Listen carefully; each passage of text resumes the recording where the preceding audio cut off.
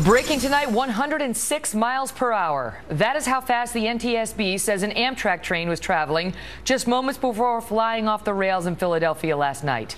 And while some of the wounded are still being treated and other passengers are still unaccounted for, there has been a predictable but no less despicable rush to turn this crash into a political talking point. Welcome to the Kelly File, everyone. I'm Megyn Kelly.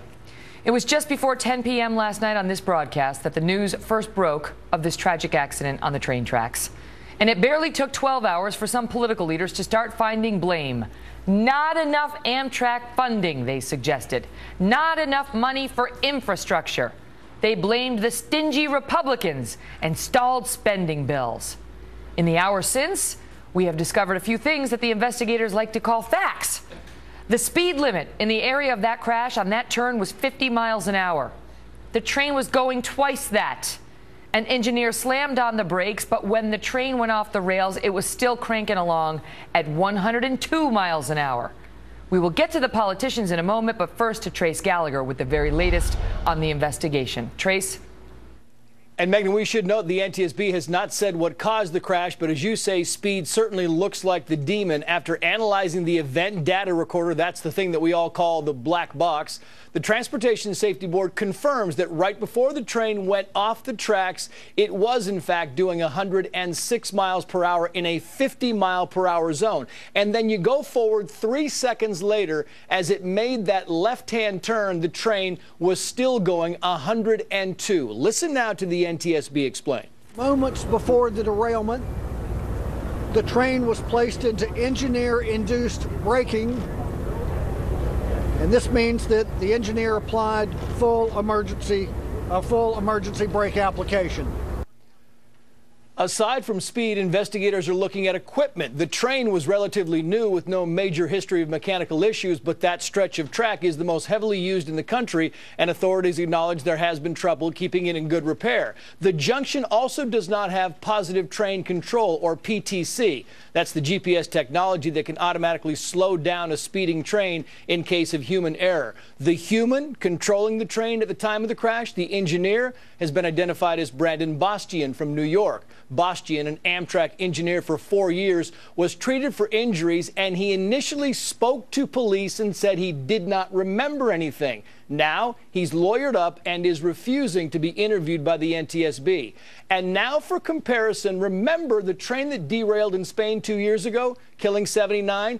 It too was making a left-hand turn going nearly 100 miles per hour in a 50 mile per hour zone. Gives you an idea of how much force a train can generate. Listen to a passenger describe in great detail what it was like to be on last night's train that derailed in Philadelphia.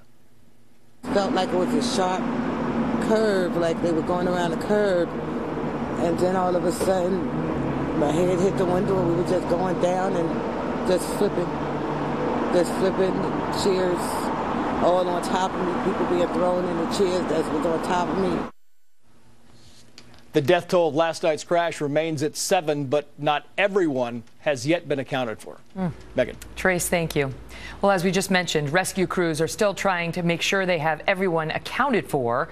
And all the victims, they're trying to find all the victims, when some folks decided to turn this tragedy into a political talking point. And even this afternoon, as we learned that the train was likely way over the speed limit, according to the authorities, when it went off the rails, the political finger-pointing continued without pause.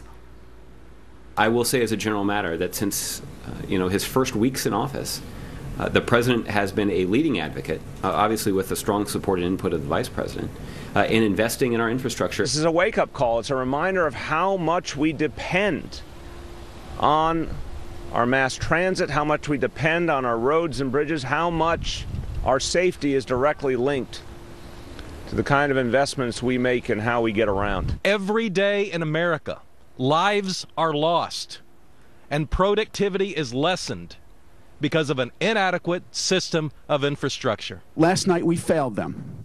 We failed to invest in their safety. We failed to make their safety a priority. Chris Stirewalt is our Fox News digital politics editor. Really? True. I mean, look, I have very low expectations for Washington and the way people talk here. It is hot garbage quite often, and I live in that world, and I know that. And so I expect very little of these people.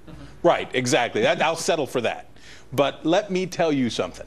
This is an astonishment even for me. This is something that I can't believe went on and is still going on, which is even before the dead are recovered, even before the families all know, even before any of this, individuals would come out with a tendentious claim about a budget fight over something that actually really matters.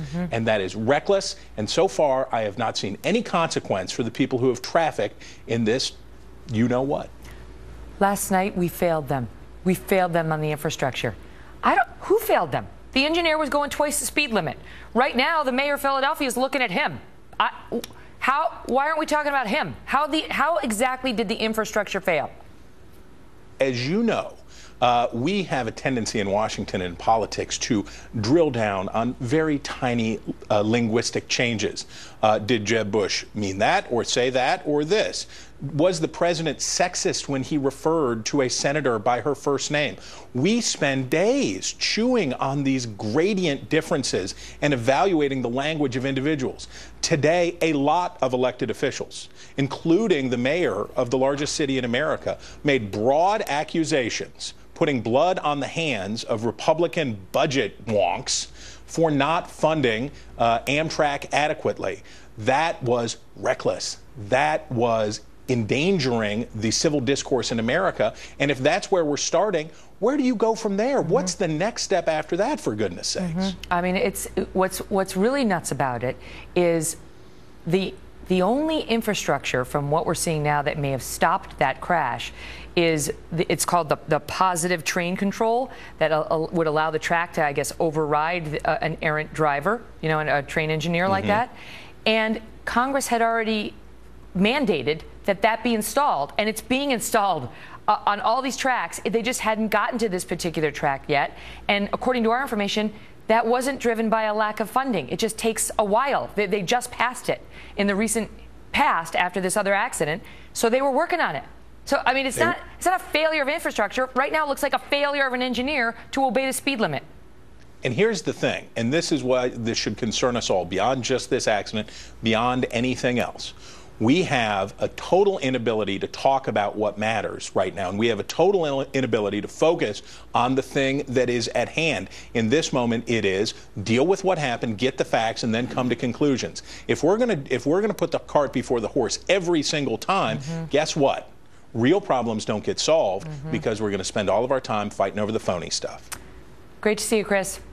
You bet. Joining me now, Robert Zimmerman. He's a Democratic National Committee member from New York. I mean, that's the thing, is I'm looking at this, and in March, the Senate Commerce Committee voted to extend the deadline for implementing that positive train control, and both Republicans and Democrats supported that measure. They just needed more time. How is this an infrastructure problem? They needed more time, though. First of all, let me just say my prayers and heart go out to the victims and the heroic first responders at the scene, one of whom was a good friend of mine. They were just, it's a terrible tragedy. But when we talk about infrastructure and talk about the positive train control that you make reference to, that was an important infrastructure technology, and it was delayed for a lack of funding. That's why it was stretched out. Put it in place. But they didn't get to that section. And say we need personal responsibility, and right now our main investigation is focused on the engineer. Let's let that play out before we start demanding more money. But it's Robert Sumwalt, not a politician, Robert Sumwalt, who's leading the federal probe from the National Traffic Safety Board, who raised the issue that the positive train control would in fact be an important infrastructure advantage. It's been approved. But it's going into place. But it's been delayed for lack of... That's just a fail-safe, Robert. Megan. No, look at the stats. 86,000 people travel per day on train in this country on Amtrak. 300 trains a day. 31.6 million passengers traveled on Amtrak in 2013. The vast majority of those arrived safely. You can't say, okay, let's get this positive train control in, and we want it in tomorrow because there's a national emergency. There isn't. There hasn't been. It's not an either-or situation. First of all, obviously we need it in. It should have been put in. It was delayed for a lack of funding. That doesn't excuse the engineer for any faults he may or may not have committed on the site. Does it make this an infrastructure problem? Megan, we have an infrastructure crisis in our country. Every independent evaluation evaluation has given us a D plus evaluation. That's true. The American Society of Engineers gives the nation a D plus on the state of transportation. That's right.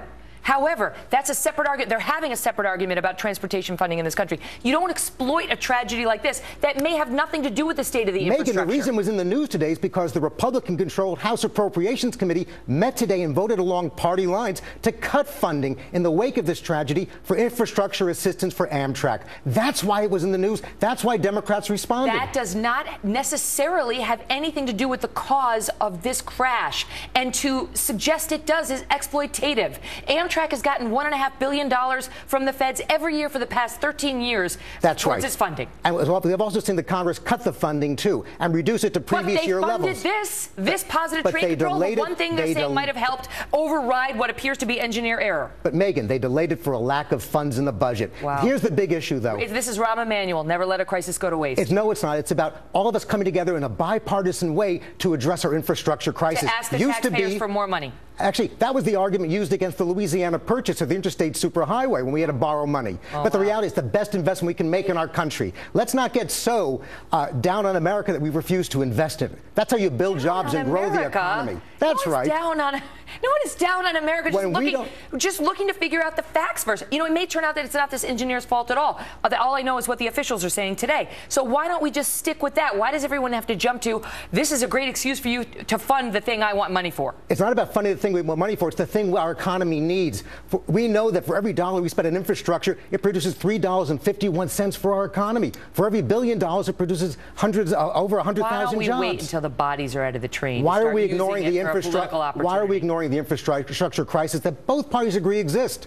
You know, there was a time. They're not ignoring it. This is bipartisan. This isn't the Dems. Or just the Republicans. This is them together trying to tell the American taxpayer, you blew it. You didn't give us enough money, and this is an infrastructure problem. No one's giving this engineer an excuse if he was at fault. The probe is to determine that. But let's also not give our Congress a pass from doing what they have to do, and that is investing in building a safe infrastructure. It's great to see you. Good to be with you.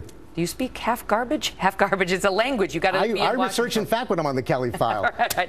Half garbage. I mean, what does it sound like? It sounds like a little dirty. It's like a dirty dog. Coming up. 50 Shades of Rhetoric. President Obama is taking some new heat. You heard a reference to it earlier for comments made over the weekend as more folks pile on the suggestion that President Obama is sexist. Dana Perino is here to weigh in on that. Plus, as hundreds are gathering in Washington to honor the cops who made the ultimate sacrifice, the Baltimore mayor has stepped in again with her latest remarks about the riots. A former New York City police commissioner is here, and he is not happy.